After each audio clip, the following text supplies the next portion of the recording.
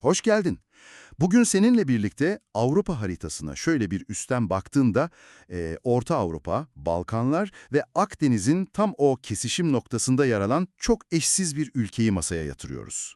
Evet, haritada hemen göze çarpan o hilal şeklindeki ülke, Hırvatistan. Aynen öyle. Hırvatistan.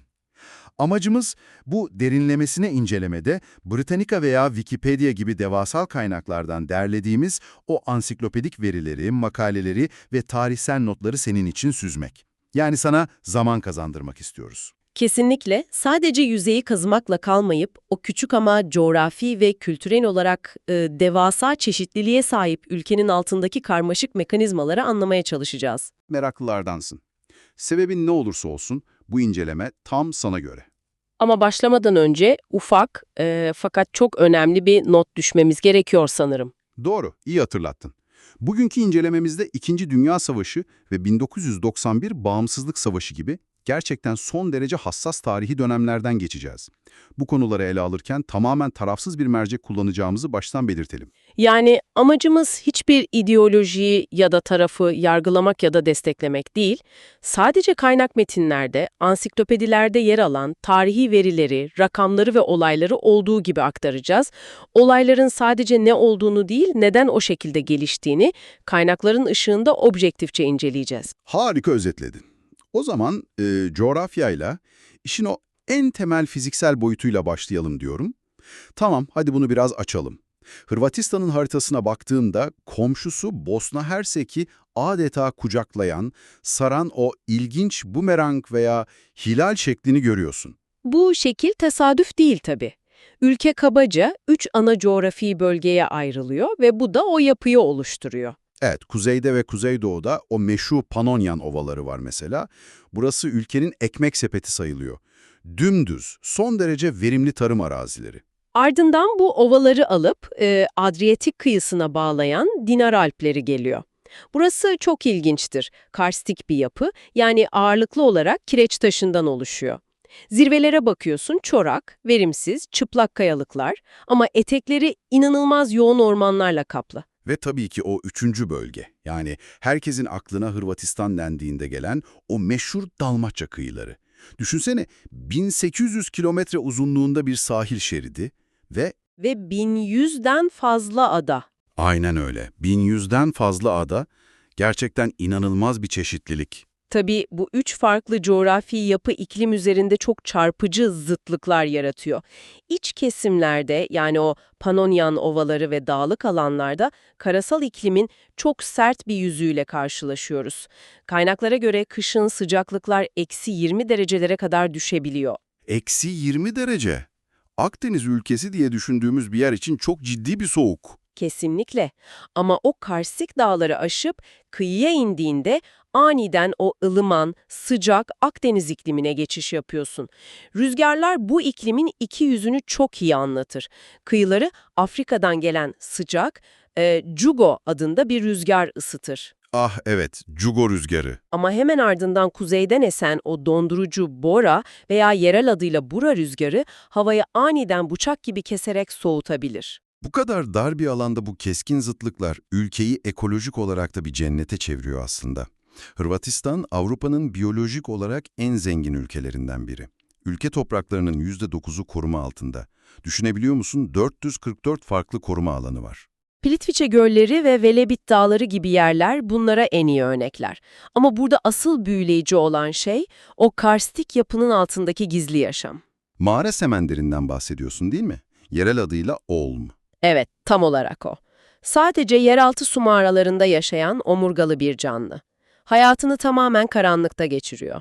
Ülkenin o küçük yüzölçümüne rağmen barındırdığı bu devasa biyoçeşitlilik ekolojik açıdan gerçekten muazzam bir öneme sahip. Doğası böyleyken talihi de en az coğrafyası kadar katmanlı. İşte burası gerçekten ilginçleşiyor bence. Hırvat kelimesinin etimolojik kökenine baktığımızda şaşırtıcı bir detay var. Başka tableti değil mi? Aynen. Başka tableti. Tarihte bu adın geçtiği eski kalıntılardan biri. Ama asıl ilginç olan dil bilimcilerin bu kelimenin kökenini İskit veya Alan diline yani Hurvet kelimesine dayandırması. Anlamı ne biliyor musun? Koruyan veya bekçi. Bu isim onların tarihsel rolüyle muazzam bir şekilde örtüşüyor aslında. Eğer bunu büyük resimle ilişkilendirirsek, imparatorlukların tam çarpışma noktasında kelimenin tam anlamıyla bir bekçi rolü üstlenmişler. Tarihsel dönüm noktalarına bakarsak 925 yılında Kral Tomislav'la başlayan bir krallık var. Sonra 1102'de Macaristan'la birleşiyorlar ve 1527'de Osmanlı'nın ilerleyişi karşısında koruma bulmak için Habsburg Hanedanlığı'na geçiş süreci yaşanıyor. İşte o Habsburg dönemi bugünkü demografik yapıyı anlamamız için çok kritik. Habsburglar Osmanlı'ya karşı sınır boylarını korumak için doğrudan Viyana'ya bağlı bir tampon bölge, yani askeri sınır veya military frontier kuruyorlar. Yani bir nevi kendi topraklarında devasa bir askeri kalkan oluşturuyorlar. Aynen öyle. Ve bu sınır hattını savunmaları için sadece Hırvatlara değil, Osmanlı'dan kaçan Ortodoks Sırplara da toprak ve ayrıcalıklar veriyorlar. Bu insanlar nesiller boyu o sınırı koruyor. İşte bu askeri sınır bölgesi Hırvatistan'daki Sırp azınlığın temelini oluşturuyor. Yani bugünkü demografinin kökleri ta o zamanki jeopolitik hamlelere dayanıyor. Bir de madalyonun diğer yüzü var tabii. Anakarada bu savaşlar olurken sahilde Venedik'le rekabet eden bağımsız, inanılmaz zengin bir Ragusa, yani bugünkü adıyla Dubrovnik Cumhuriyeti var. Hem ticari hem de kültürel olarak altın çağlarını yaşıyorlar o dönemde. Ragusa'nın o diplomatik dengesi başlı başına bir inceleme konusu zaten. Ama tarih her zaman böyle diplomatik ilerlemiyor maalesef. 20. yüzyıla geldiğimizde o bahsettiğimiz tarafsızlık merceğini takmamız gereken çok karanlık sayfalara giriyoruz. Aşırı milliyetçi, faşist Ustaşa rejimi var. Aynen. Kaynakların çok net bir şekilde aktardığı üzere bu rejim Sırplara, Yahudilere ve Romanlara yönelik son derece sistematik bir soykırım girişiminde bulunuyor. Özellikle Jasenovac toplama kampındaki trajediler çok ağır. Tarihi verilere göre bu kampta ve rejim altındaki olaylarda 350 bin ila 450 bin arasında kurban var. Bunu tekrar vurgulayalım. Bu rakamlar ve olaylar tamamen ansiklopedik kaynakların tarafsız raporlamalarından ibaret. Kesinlikle. Diğer yandaysa yine kaynaklara göre bu faşist yönetime ve işgale karşı gelişen çok güçlü bir direniş var. Joseph Broz Tito liderliğindeki Komünist Partizan direnişi. Hatta bu hareketin Avrupa'daki ilk silahlı antifaşist halk birliği olduğu belirtiliyor. Ustaşa rejiminden kaçanlar ve faşizme karşı çıkanlar bu direnişin bel kemiğini oluşturuyor. Ve savaşın sonunda partizanlar kazanıyor. Tito liderliğinde Yugoslavya dönemi başlıyor. Ta ki 1991'e kadar. 1991'de Yugoslavya'nın dağılma süreci ve Hırvatistan'ın bağımsızlığını ilan etmesiyle o yıkıcı bağımsızlık savaşı patlak veriyor. Bu savaşın demografiye etkisi inanılmaz derecede radikal oldu. Çatışmalar, operasyonlar ve ardından gelen zorunlu göçler ülkenin yapısını kökünden değiştirdi. Rakamlar çok çarpıcı. Yüz binlerce Sırp bölgeden göç etmek zorunda kalıyor. Özellikle savaşın sonlarındaki operasyonlarla. Eş zamanlı olarak da Bosna'dan kaçan Hırvat mülteciler bu bölgelere geliyor. Peki tüm bunlar ne anlama geliyor sence? Yani bu travmalar modern Hırvat kimliğinin inşasında nasıl bir rol oynuyor? Hani demiştik ya, bekçi veya koruyucu kökeni. Bağımsızlık sonrası modern Hırvat devleti bir yandan bu savaşın ve göçlerin yarattığı o ağır ulusal hafızayla kimliğini yeniden inşa etti, diğer yandan da yüzünü tamamen Avrupa'ya, Batı'ya döndü. Ve entegrasyon konusunda gerçekten hiç vakit kaybetmediler. Savaştan sonra adeta küllerinden doğan bir ekonomi profili çiziyorlar kaynaklarda. 2009'da NATO üyeliği, 2013'te Avrupa Birliği üyeliği. Ve en güncel, belki de en tarihi dönüm noktası 1 Ocak 2023. Euro ve Schengen değil mi? Evet, aynı gün içinde hem kendi para birimlerini bırakıp Euro'ya geçtiler, hem de sınır kontrollerinin kalktığı Schengen bölgesine dahil oldular. Bu, Avrupa'ya tam entegrasyonun zirvesidir. Ekonominin yapısına baktığımızda da ilginç veriler var.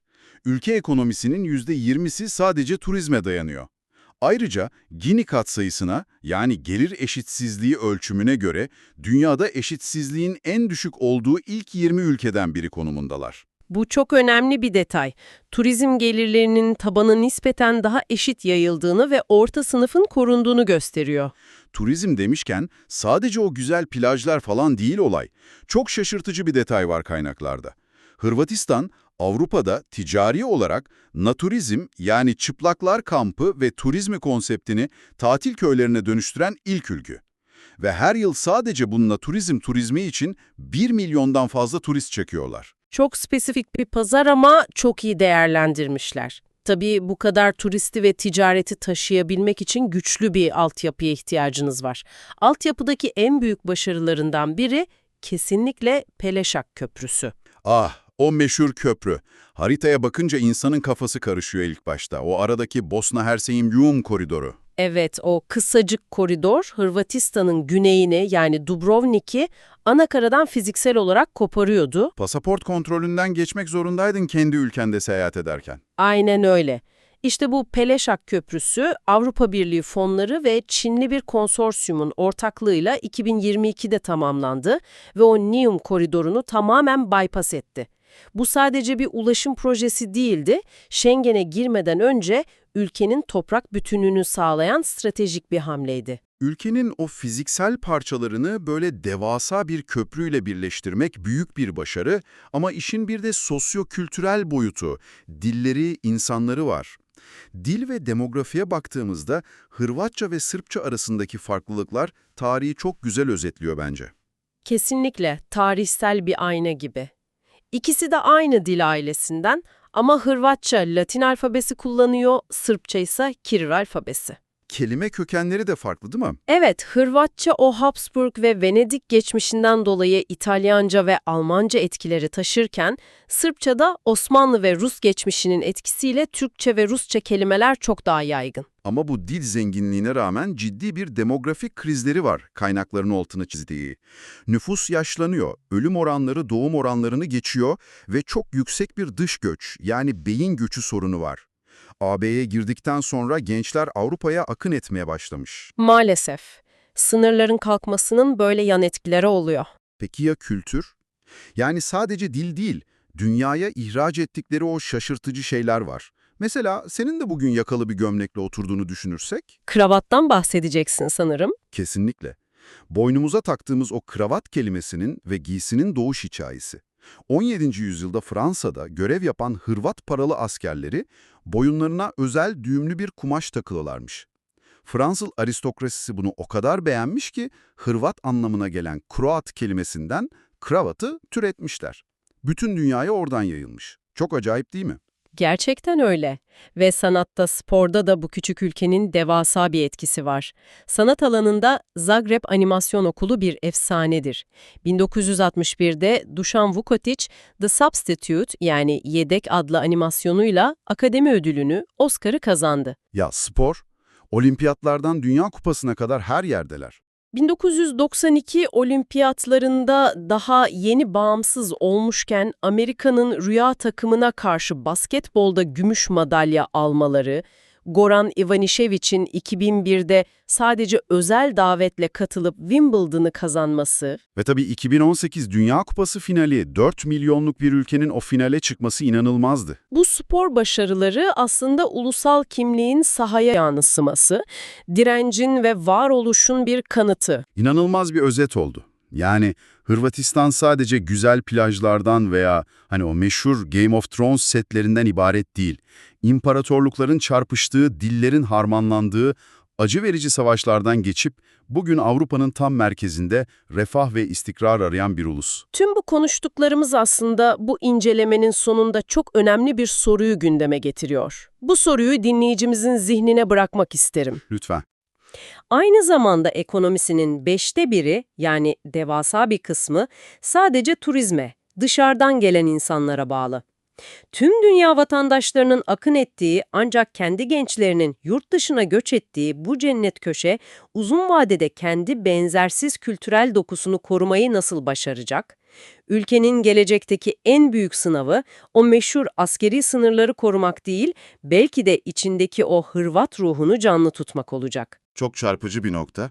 Fiziksel sınırları köprülerle birleştirirken kültürel kimliği nasıl bir arada tutacakları gerçekten büyük bir soru işareti. Coğrafyanın, tarihin ve insan hikayelerinin nasıl iç içe geçtiğini görmek büyüleyici. Bu derinlemesine incelemeye katılıp Bizimle birlikte bu verilerin arasına daldığın için sana çok teşekkür ederiz.